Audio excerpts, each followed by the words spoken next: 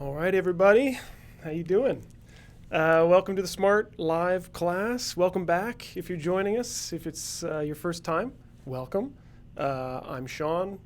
I'll be your teacher today. And we've got Lane as the friendly moderator here to help us out in the chat as well. I think Mark is in there. I see some familiar names in here too. We've got Roberto, and I see John is back too. Nice to see you guys. Okay. So Lane is the moderator. He's here to help us out. And like always, if you guys have questions while we're going through the lesson, put your questions in the chat and we'll try to get to them. Okay, we'll try to answer as many questions as you can. And I'm going to explain a couple things to you guys, and then we'll get you guys doing some work. Okay, so let's get rolling here. All right, so today we're going to be talking about commas. The wonderful world of the comma. Yeah, so this, hopefully what I teach you guys today, what we talk about today is going to help you out to help you avoid problems, mistakes in your use of written English, academically or professionally, okay? But we'll get to that first. Forget about commas for now, okay? Let's talk about money. All right, money. $1 million. Think about $1 million. What could you buy with $1 million? Maybe a new house, maybe a boat, take a trip around the world. It's a significant amount of money, $1 million. Okay, so I'm asking this because in 2006, two Canadian multi-million-dollar companies had a huge business deal, okay? And one company wanted to break the contract with the other company early, and this would cost the other company $1 million Canadian.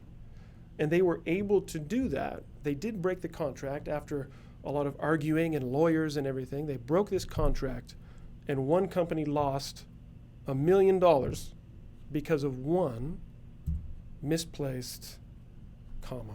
This guy up here. Yeah, there we go. All right. One comma cost a company over $1 million Canadian. So really the moral of this story is that commas are small but significant. They seem, sometimes students think, the comma, it's a little thing, it doesn't really matter. But as I just said, it can totally change the meaning of a sentence. Now I'm going to show you the sentence. Don't worry about this. Okay, I'm not even going to move myself out of the screen. I'm going to stay here.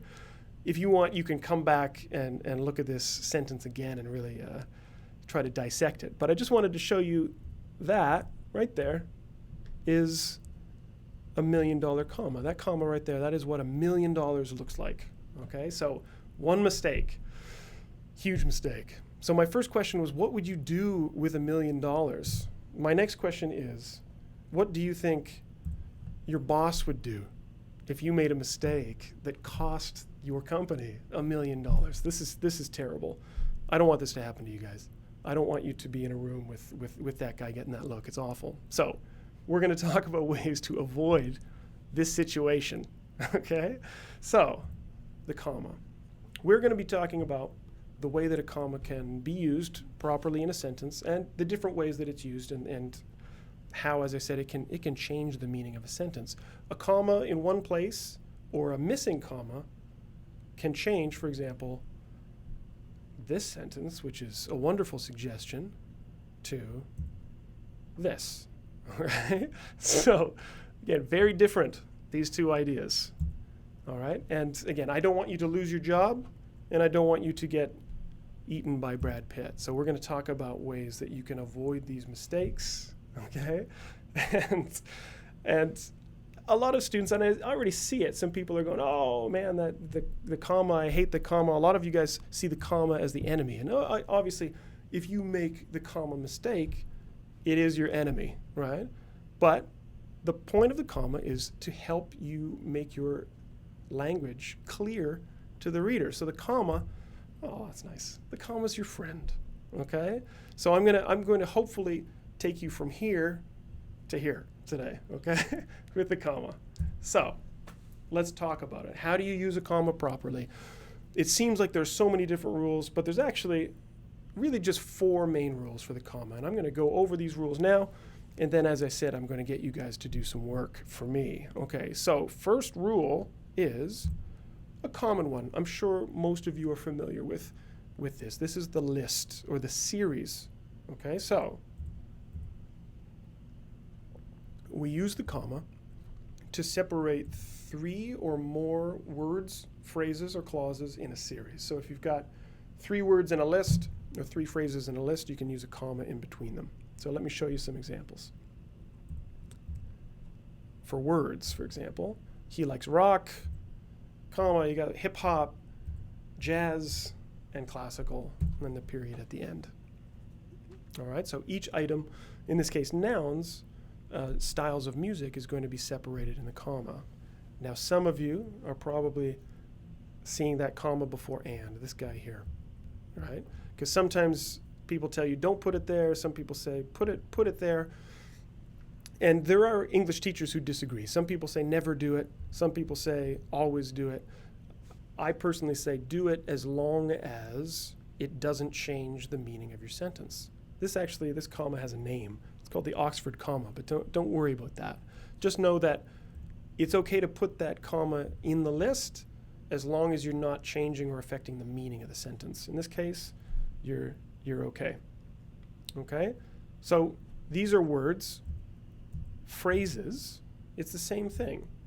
If you say he drove off the road, through the fence, down the hill, and into the clearing, period at the end. So every phrase in this sentence is separated with a comma, and the same thing goes again for that last comma here. In this case, some people put it there, some people don't, and it's ultimately it's up to you. As I said, I tend to put the comma before and in a list. But really my main advice is do whatever your teacher tells you to do in that class at that time, okay? Don't say my other teacher told me this. Just give them what they want, basically, okay? So those are phrases. Clauses. So last week or 2 weeks ago, we were talking about the clause, how the clause is a group of words, right, with a subject and a verb. And in this case, this is an independent clause. So if you're making a series, 3 or more independent clauses in one sentence, you need the comma between them. So you got France is famous for its pastry, Italy is renowned for its pasta, and Switzerland is known for its chocolate, with a period at the end. Okay, so somebody wants a shout out there. Is that what it says? Yeah, coming in from Betty. Hi, Betty. Thanks for joining us. Yeah. Okay. So this is 3 clauses.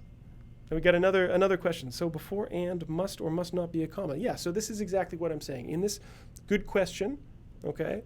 In this sentence, that comma before. Over here. That comma before and, in a list, it's some people say yes, some people say no, all right? But ultimately, as long as it's not affecting the meaning of the sentence, it doesn't really matter. But my advice to you is put it there, okay? If you're not changing the meaning. So in this case, you've got 3 clauses, the meaning doesn't change, and you're good to go. We'll talk a little bit more about that comma before and in a bit. Okay, so this is the list.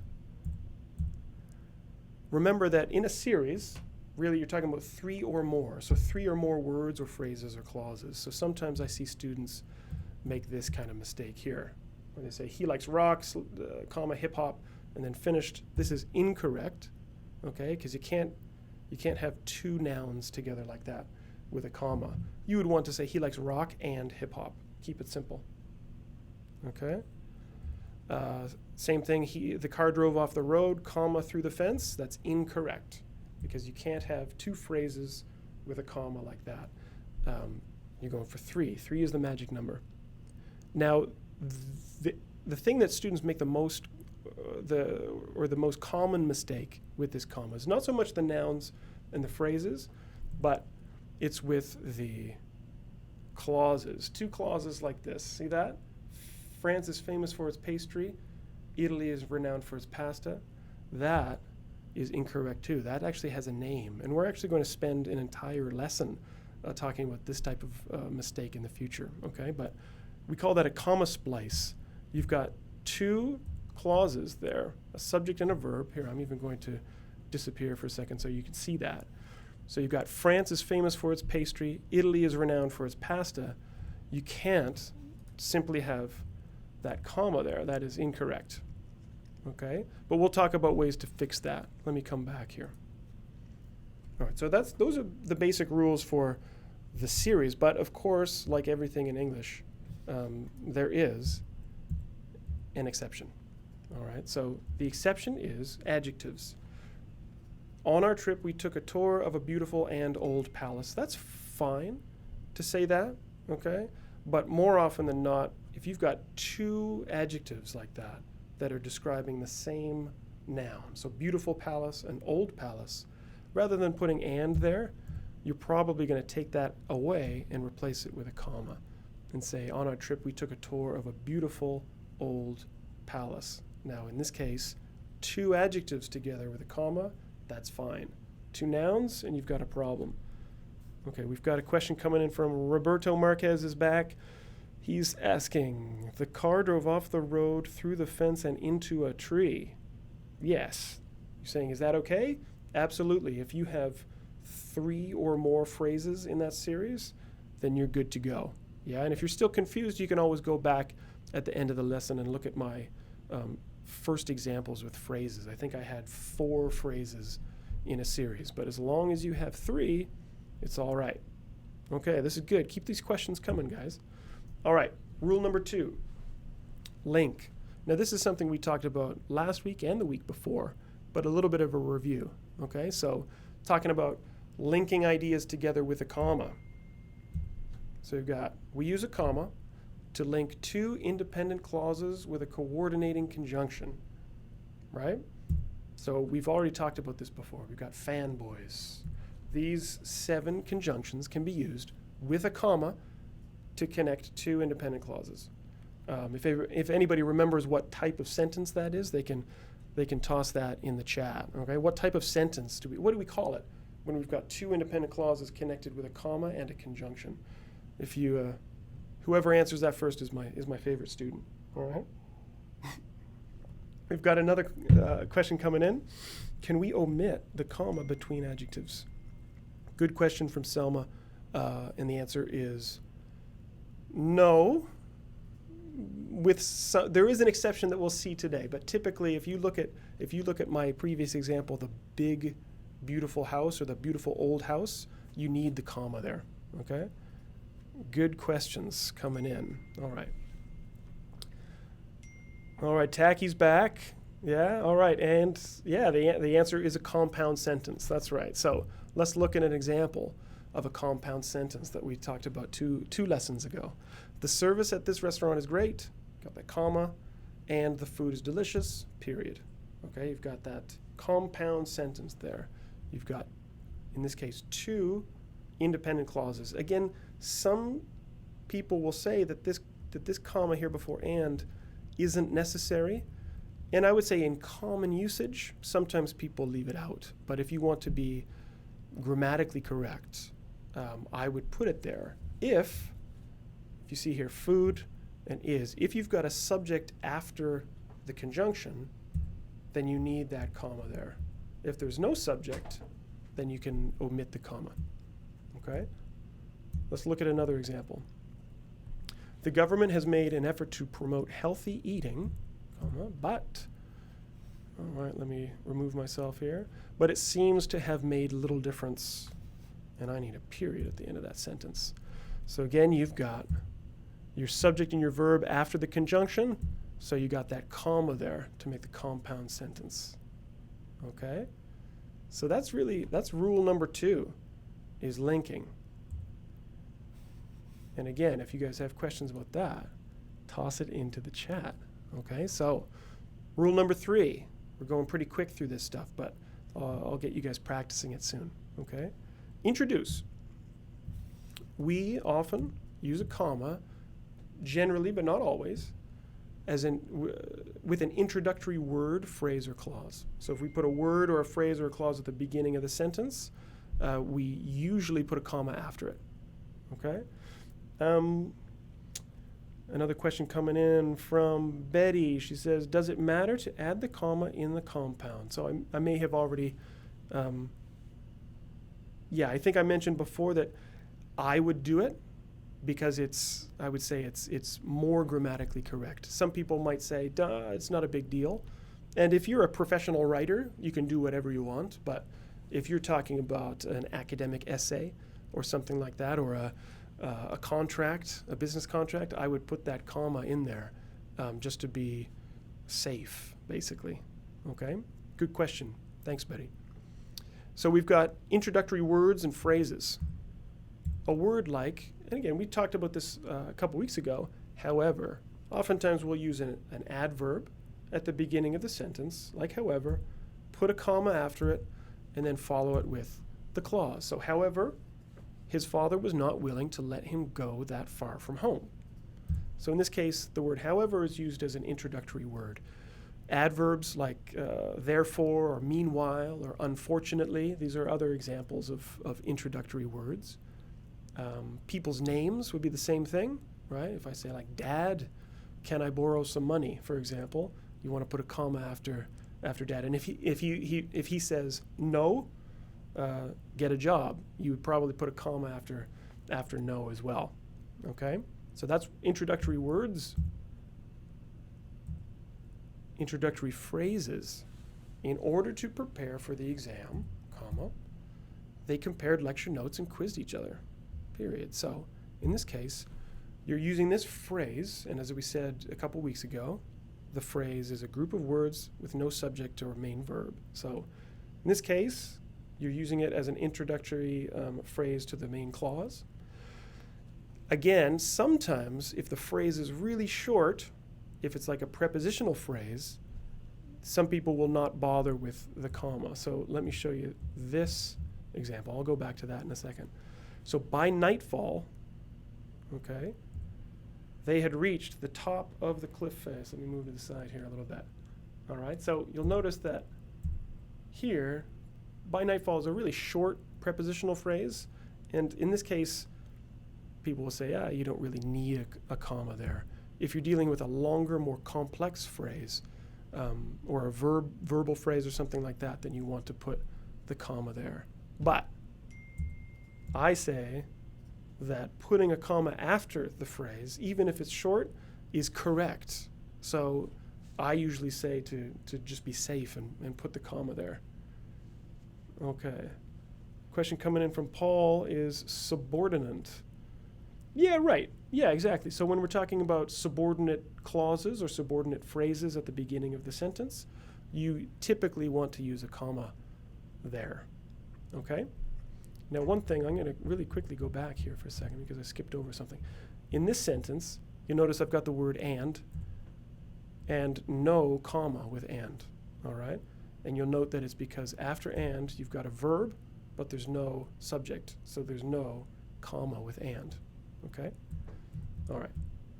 Let's cruise ahead here. Clauses. Again, we talked about this last week with the complex sentence. Oftentimes we use the dependent clause as an introduction at the beginning. Although they were unable to see clearly, put that comma there, they found their way through the fog. Okay? So this is the introductory clause. It's the dependent clause, and this is why you put the comma there, because it's introductory. Now, I didn't really talk about that last week, but that's exactly the reason why you have to follow it with this comma, okay? And any kind of dependent clause that you're using with because or after, like we talked about last week, you put that comma there as well. All right. And again, these are good questions. Keep these questions coming. If I'm going too fast for you, if you need me to clarify, let me know. But I also want to get you guys doing some work here too. So I'm going to talk about one more rule, and then you guys are going to do something for me. Okay? So we use a comma to add. So far we've got list, link, introduce, and add or insert. Okay? What I mean by that is We use commas to add extra information, extra words or phrases or clauses into a sentence, like the middle of a sentence, or sometimes at the end of a sentence. And when you do that, you're usually going to put commas on either end, okay? Now, the key word there is extra, and I'll talk a little bit more about that in a minute, but any kind of extra information, non-essential information that you're kind of inserting or interrupting the main sentence with, you want some commas in there, okay? So let me show you what I'm talking about. A word that you would insert is like an adverb, like however. So you'll see this sentence should look very familiar. It's the same sentence we saw before, right? So his father, however, was not willing to let him go that far from home. So adverbs are words that can float around in a sentence. They don't necessarily have to come at the beginning. You can put them, in this case, between the subject and verb. Sometimes you can put them at the end of the sentence too. But if you're floating them around, you need to put the commas before and after. Because this is really what I mean by interrupting the sentence, is if I take that, however, out, you've got the main sentence there. His father was not willing. If I add however in, his father, however, was not willing. So you're just adding that extra word in there. But as I said, however can go at the end too. Okay? All right, so Roberto's saying we don't need a semicolon before however. Good question, Roberto. So in this case, last week or the week before we were talking about using the semicolon here before however, but that's only if you've got an independent clause here, right? So if you look at this sentence, it's really, it's not a compound sentence, right? You've really only got one main verb and one subject. So you wouldn't put a semicolon here because this is just putting however in the middle of a single clause. Good question. Okay. So another thing that you put in there is a phrase. The movie was not, in my opinion, as good as the actor's other work. So again, this phrase could go at the beginning as an introduction, or you can kind of fit it into the middle. All right, and if you do that, you want the commas there. Okay. Another example, one more example, I think. Star Wars. All right, so clauses. The new Star Wars, which was released in December, is the fastest film to make $1 billion. All right, so that clause, which was released in December, is extra information that I'm adding to the sentence. It's not necessary. We don't need the word December to understand Star Wars, so I'm putting the commas there. Okay, now to be clear, let me show you another example here, and maybe I'll just pop off here for a second. The students who finished the exam early were allowed to leave. Now in this case, who finished the exam early, I need that information to understand which students I'm talking about, okay? If I don't have who finished the exam, I might think that all the students were allowed to leave. So in this case, who finished the exam is not extra information, it's essential information. And you'll notice that I put no commas there, okay? The difference, the first clause up top, as I said, I don't need December to understand which new Star Wars movie I'm talking about. There's only one Star Wars movie, okay? Yeah, let me pop back on the screen here. All right. All right, we got a question in here. So, Shaun will be the teacher next session. Is that a good one? Shaun, of course. Oh, I see. Okay, so you're giving me an example sentence. Yes, so she says, Shaun, of course, will be the teacher next session. Yes, that's perfect. That is a perfect example of inserting. Good. Okay. So I think I have one more thing to show you. Actually, you know what? I'm going to wait on that because I want you guys to do some work. And if you have some questions, again, pop them into the chat as we go. But I would like, if he could, if the friendly moderator could share this. Actually, I'm going to put this up into my screen so everybody can see it. Make it nice and big.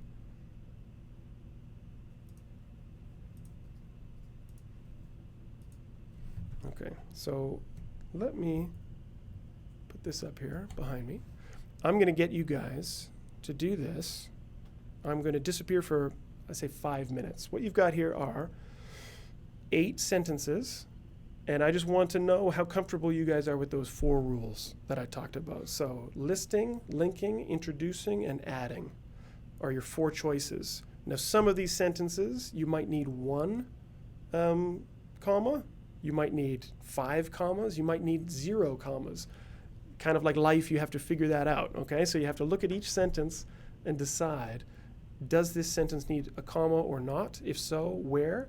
And you can just add the commas in there. So what I'll ask you guys to do is you can, I should say, if you've got a Google account, you can make a copy here, okay?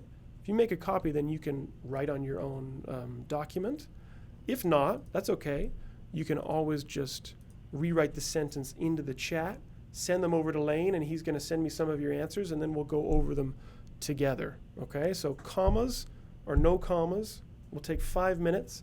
I'll put some fancy music on for you guys to listen to while you're doing some work, and then we'll go over it together, okay? I'm going to pop out of here.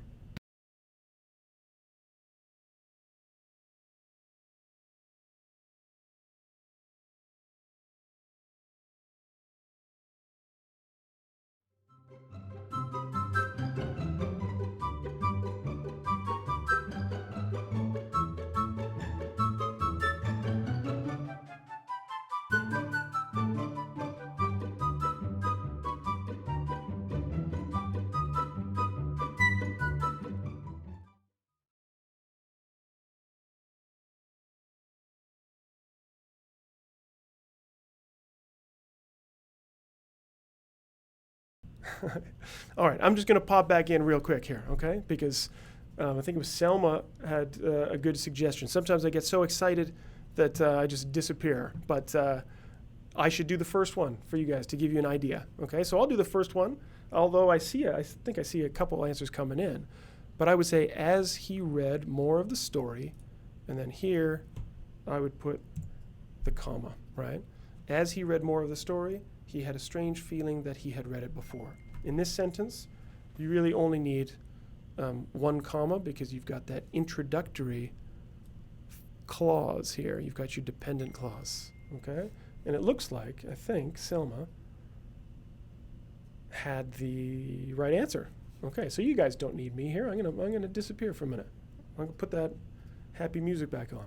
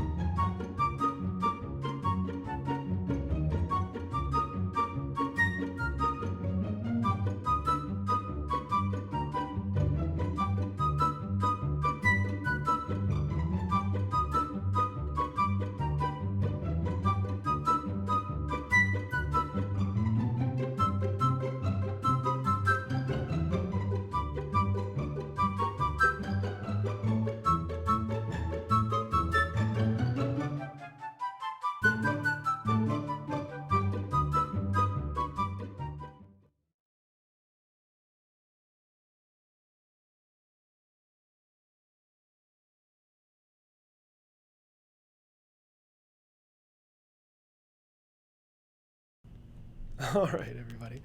Good stuff. See lots of answers coming in. Let's talk about these together. Maybe make it a little bit bigger. Can I make it bigger? There we go. Ooh, that's nice. Okay.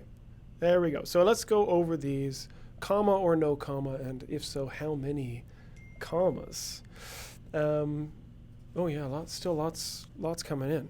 Okay, so A, we already did together, but I saw that John and Selma both had it right, I think. We said as he read more of the story, he had a strange feeling that he had read it before. So you've got that introductory clause in there. That's great. Okay, so let me look here. Who's got a answer for B? Now, Selma for B. Now, B is an example of me kind of being a little mean, actually. Sometimes I like to trick my students a little bit, or I like to give you guys a little bit of information and then kind of change my my answer. Okay, so just to kind of mess with your minds a little bit. So B, his date wore a beautiful green gown and bright red shoes to the prom. So you'll notice you've got kind of two adjectives here, and you've got kind of two adjectives here. But I'm only going to put a comma here. Okay, his date wore a beautiful green gown and bright red shoes to the prom. Now you might say, why, what's going on here? Okay, so before I said that if we have two adjectives that are both modifying the same noun, that you can put a comma between them. Okay, and that is true. Now what I didn't mention is that in this case, you have to make sure that both of the adjectives are describing the noun, okay? So if you look at beautiful is talking about gown, green is talking about gown, but over here, bright is actually describing red, not shoes, okay? So in this case, if this adjective is describing this color, then you don't put the comma there. No comma necessary, okay? Think about like, well, any color like bright red, bright blue lights or something like that, I wouldn't put a comma there. But you do put a comma there because beautiful probably isn't talking about the green, it's talking about the gown itself, okay?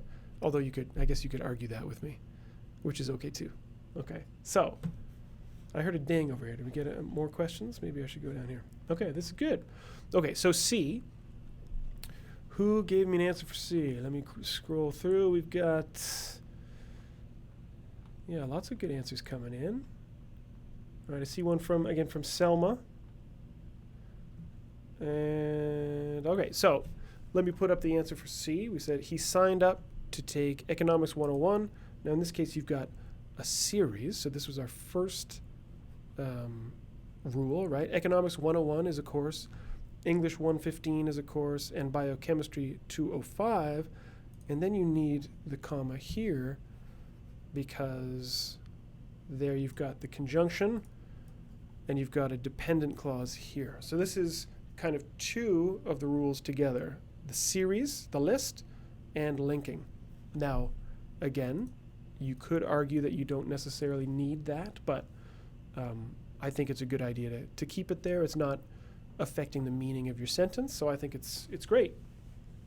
Okay.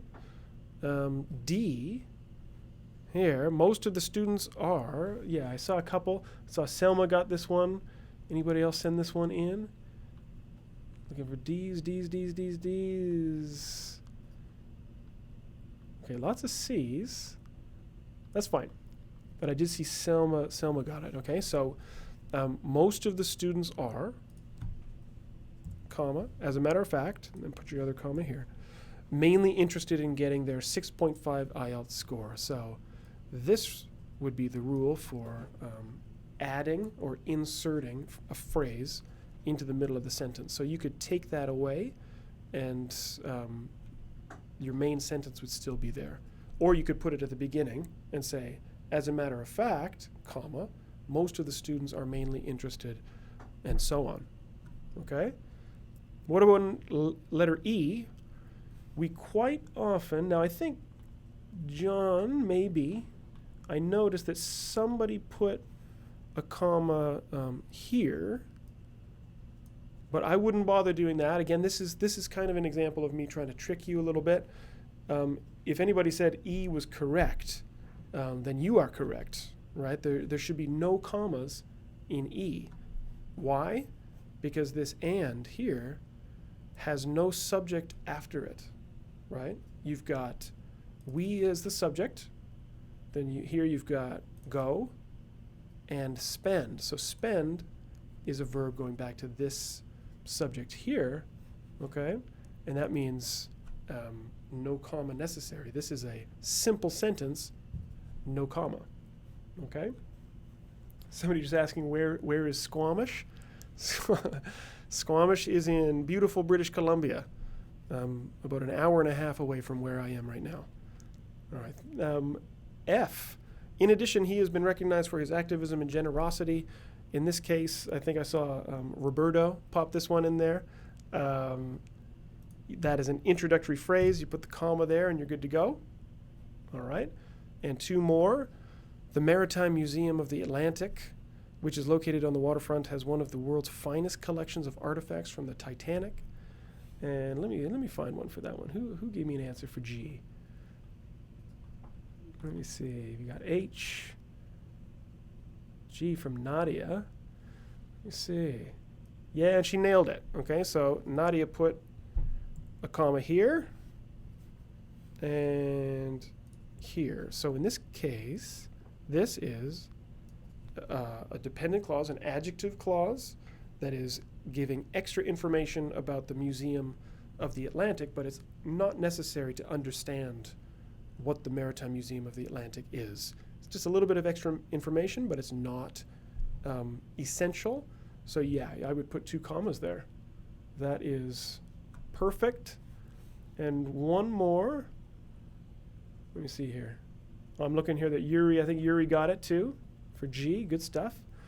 And H, who cranked out H? We got one from Paul, and he says, yeah, he got it.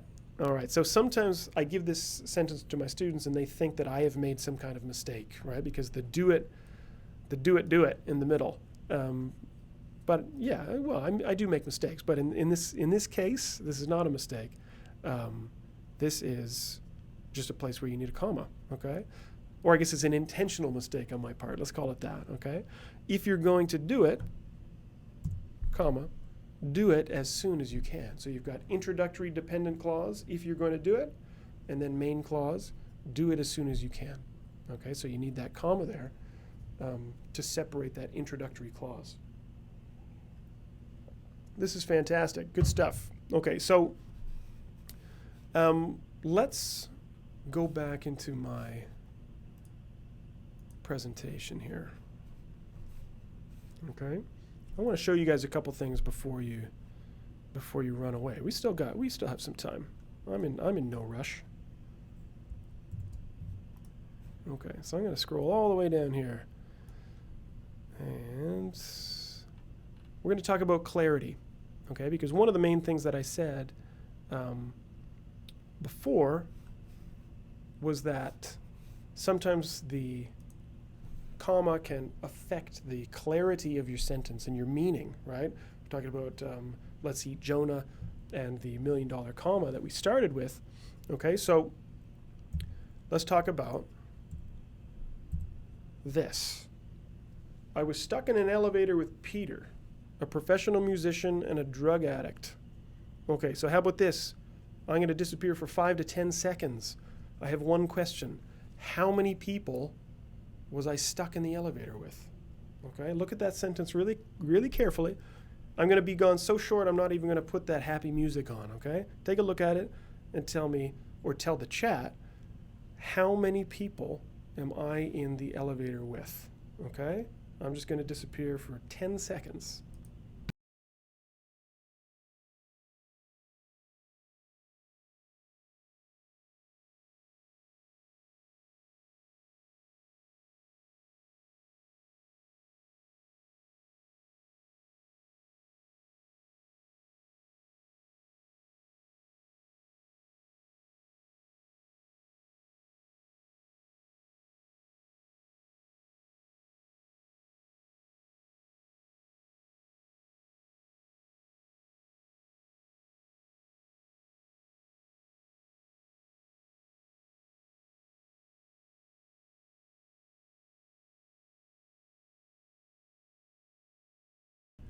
All right. Okay, so let's talk about it. But first, I think I noticed in the chat another question coming in from Paul. Wanted to know, why do people put the subordinate before the main clause? That's a good question, Paul. It's totally a style choice. It's entirely up to you if you want to put that subordinate clause at the beginning or at the end. Maybe just to have a little bit of variety in your sentence structure. But really just remember that if you do, just put a comma after it. But if you put it after, then you don't need a comma, and that's fine too. Okay, so lots of answers coming in here. I see 4, 3, 2, and 1, and that's amazing. That's exactly why I'm asking this question. Okay, because how many people am I in the elevator with? I'm in there. I'm with Peter. We know that for sure. So at least 1. Okay, so some people would say it's 3. You got Peter, you got professional musician and a drug addict. But if you really look closely at the sentence, it could be one person, right? It could be Peter. Well, who's Peter? Well, Peter is a professional musician and a drug addict. So maybe I'm using this comma here to add extra information at the end of the sentence about who Peter is. Right? Basically saying, who is a professional musician, and a drug addict. So maybe one. Okay, so some of you may be right. Maybe it's only one.